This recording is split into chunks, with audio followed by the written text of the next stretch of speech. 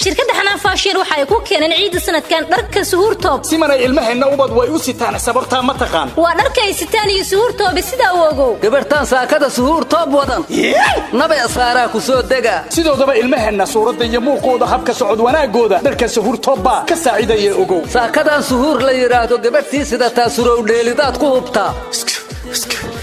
suhuur toob la yiraahdo saacada gashtaan waa ruux sareeyo samada marayo sacabka loo tuma shirkadda Xanaan Fashion oo looga bartay dhartayo iyo qurux badanba waxay ciid sanadkan ku keeneen dharka suhuur toob oo ka kooban laba qayb suhuur toob waxa qaadan karaya gabdhaha yar yar min 4 sano ilaa iyo 14 jirka waxaana uu ka kooban yahay toobkii turaacada iskinta iyo waliba boorso qurux badan sidoo kale suhuur toob waxa qaadan kara hablaha waaweyn waana qurux indha qabad leh waxa uu ka kooban yahay toob casri ah iyo tiraaxad qurux badan xaaskaaga gashan suhuur toob minaad aragtan